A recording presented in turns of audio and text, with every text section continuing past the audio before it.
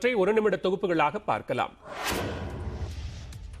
ஒரு மாதத்திற்கு பிறகு பிறமொழி பெயர் பலகைகளை கருப்பு மை கொண்டு அழிக்கும் போராட்டத்தில் இறங்குவேன் என பாமக நிறுவனர் ராமதாஸ் தெரிவித்துள்ளார்.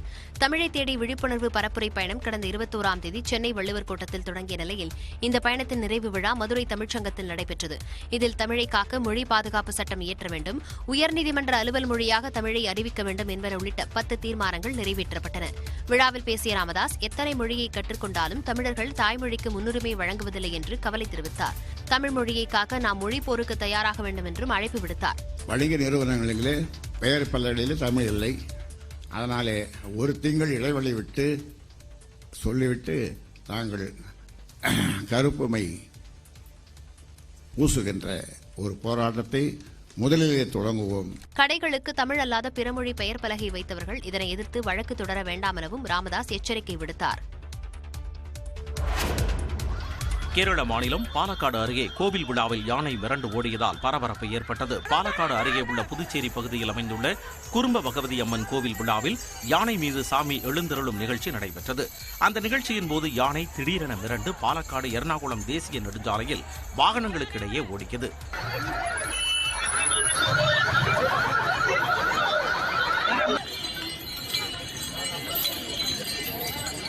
யானை மிரண்டு ஓடியதால் கோவில் விழாவுக்கு வந்திருந்த மக்கள் நாலாபுறமும் சிதறி ஓடினர். சுமார் 1 மணி நேரமாக கட்டுப்பாடின்றி ஓடிய யானையால் அப்பகுதியில் பரபரப்பு ஏற்பட்டு வாகன போக்குவரத்து நிறுத்தப்பட்டது.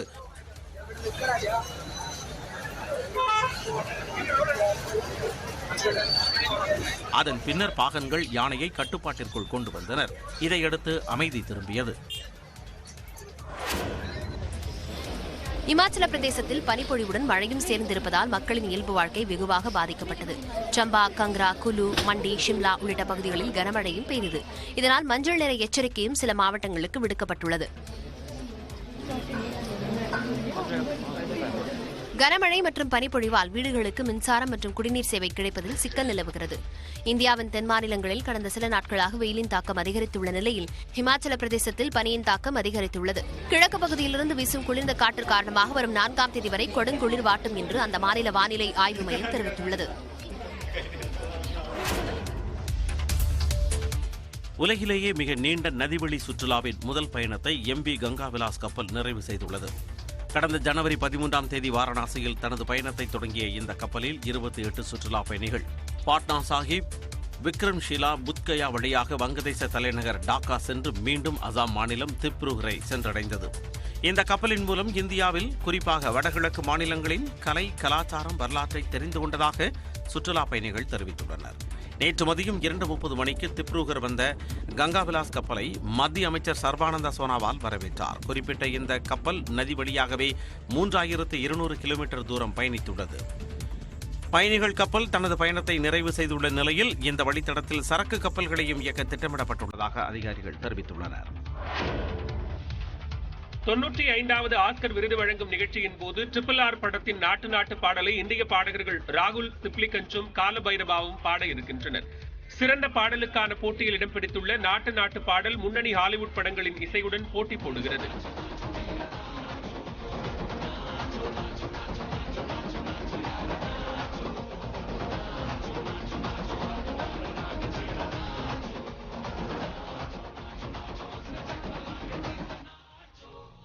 வகாண்டா பாரியவர் படத்தில் இடம் பிடித்துள்ள லிஃப்ட் மீ அப் பாடலை பிரபல பாடகி ரிஹானா பாட இருக்கிறார். தெலுங்கில் முதலில் தயாரான நாட்டு பாடல் இந்தியாவின் பிரதான மொழிகளில் டப்பிங் செய்யப்பட்டாலும் இந்தியில் இடம் பிடித்த வரிகள்தான் ஆஸ்கர் நிகழ்ச்சியின் போதும் பாடப்பட இருக்கிறது.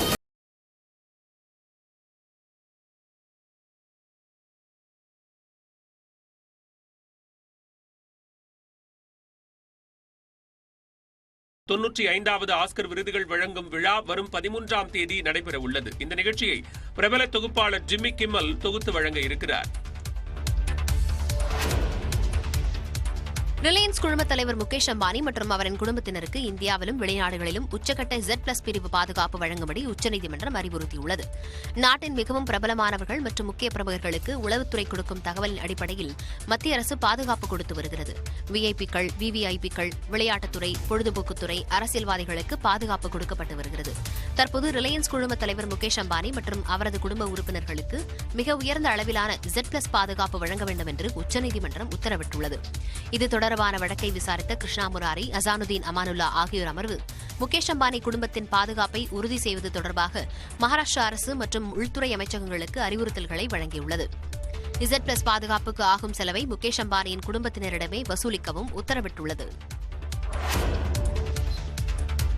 சீர்காழி அருகே வைத்தீஸ்வரன் கோவிலில் ஜப்பானியர்கள் சிறப்பு ஹோமம் நடத்தி வழிபாடு செய்தனர். மயிலாடுதுறை மாவட்டம் சீர்காழி வட்டத்தில் உள்ள வைத்தீஸ்வரன் கோவிலில் தர்மபுரம் ஆதீனத்திற்கு சொந்தமான தேவார பாடல் பெற்ற தையல் நாயகி சமேத வைத்தியநாத சுவாமி கோவில் அமைந்துள்ளது. இங்கு அமைந்துள்ள தீர்த்தத்தில் புனித நீராடி சுவாமி அம்பாளை வழிபட்டு இங்கு வழங்கப்படும் பிரசாதமான திருச்செந்தூர்ண்டையை உட்கொண்டால் 4448 வியாதிகள் குணமாகும் என்பது ஐதீகம். இத்தகைய சிறப்பு வாய்ந்த கோவிலுக்கு நேற்று வந்த ஜப்பான் நாட்டைச் சேர்ந்த 40 பக்தர்கள் சிறப்பு ஹோமங்கள் செய்து சுவாமி அம்பாளை வழிபட்டனர்.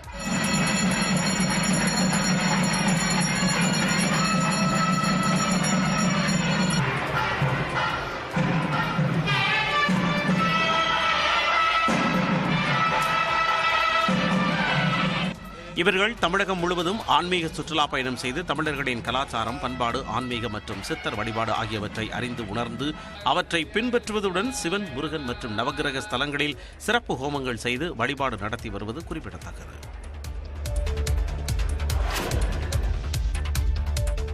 கோவை மாவட்டம் ஆழியாறில் குடியிருப்பு பகுதியில் வலம் வரும் சுள்ளிக்கொம்பன் யானையிடமிருந்து தற்காத்துக் கொள்ள பொதுமக்கள் தங்கள் வீட்டிற்கு வெளியே இரவு முழுவதும் தீமூட்டி அச்சத்தில் வாழ்ந்து வருகின்றனர்.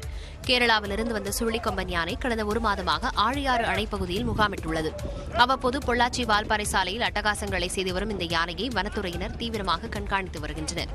இந்நிலையில் ஆழியாறு அறிவு திருக்கோயில் அருகே இரவு நேரத்தில் சுள்ளிக்கொம்பன் யானை உலா வந்தது.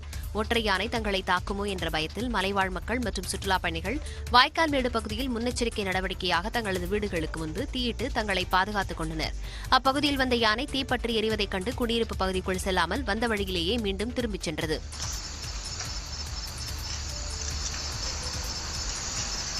சுள்ளிக்கொம்பன் யானையால் அசம்பாவிதம் ஏற்படும் முன்பாக அதனை வனப்பகுதிக்குள் விரட்ட வேண்டும் என்று அப்பகுதி மக்கள் கோரிக்கை விடுத்துள்ளனர்.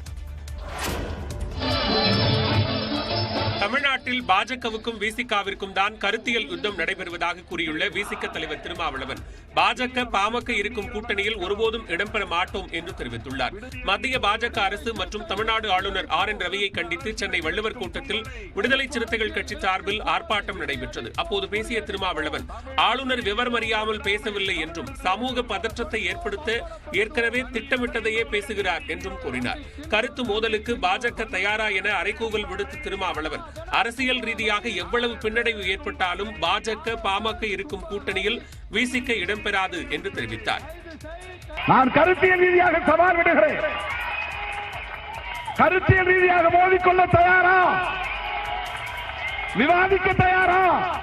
நான் இந்த பக்கம் போலாமா அந்த பக்கம் போலாங்கிற அரசியலை நான் பண்ணல. நான் ரொம்ப தெளிவா சொல்லிட்டு இருக்கிறேன். பாமக, பாஜக இருக்கிற இடத்தில் ஒருபோதும் விடுதலை சிறுத்தைகள் இருக்க மாட்டோம். அகில இந்திய அரசியலை திமுக முன்னெடுக்க வேண்டும் என்று கேட்டுக்கொண்ட திருமாவளவன் திமுகவுடன் தான் விசிக இருக்கும் என்றும் திட்டவட்டமாக கூறினார். சென்னையில் கோனிகா ஸ்டுடியோ உரிமையாளர் வீட்டில் 66 லட்சம் ரூபாய் மதிப்பிலான தங்க வைர நகைகள் கொள்ளையடிக்கப்பட்டுள்ளன. நாடு முழுவதும் பிரபலமாக உள்ள கோனிகா ஸ்டுடியோவின் உரிமையாளர் சந்தோஷ்குமார் சென்னை சாலிகிராமம் குமரன் காலனியில் வசித்து வருகிறார். கடந்த 22ஆம் தேதி குடும்பத்துடன் ஹைதராபாத்திற்கு சுற்றுலா சென்றுள்ளார். ஒரு வாரத்திற்கு பிறகு சந்தோஷ்குமார் வீடு திரும்பிய போது வீட்டின் கதவு உடைக்கப்பட்டிருந்ததைக் கண்டு அதிர்ச்சி அடைந்தார். உள்ளே சென்று பார்த்தபோது லாக்கர் மற்றும் பீரோவில் இருந்த 66 லட்சம் ரூபாய் மதிப்புள்ள தங்க வைர நகைகள், 80 கிலோ வெள்ளிப் பொருட்கள் மற்றும் 13 லட்சம் ரூபாய் ரொக்கம் கொள்ளையடிக்கப்பட்டது தெரிய வந்தது. சம்பவ இடத்திற்கு வந்த மேற்கு மண்டல இணை ஆணையர் மனோகர், கோயம்பேடு துணை ஆணையர் குமார் உள்ளிட்ட அதிகாரிகள் கொள்ளை சம்பவம் தொடர்பாக விசாரணை நடத்தினர். மேலும் கைரேகை நிபுணர்கள் மற்றும் மோப்பநாய் பிரிவினர் கொள்ளையர்களின் தடயங்களை சேகரித்தனர். சிசிடிவி பதிவுகளை கொள்ளையர்கள் எடுத்துச் சென்றதால் அப்பகுதியில் உள்ள மற்ற சிசிடிவி பதிவுகளை கைப்பற்றி விசாரணை தீவிரப்படுத்தப்பட்டுள்ளது. அண்மையில் நடந்த பெரம்பூர் நகைக்கடை கொள்ளையில் குற்றவாளிகளை பிடிக்க முடியாமல் போலீசார் திணறி வரும் நிலையில் மேலும் ஒரு கொள்ளை சம்பவம் சென்னையில் அரங்கேறியிருப்பது அதிர்ச்சியை ஏற்படுத்தியுள்ளது.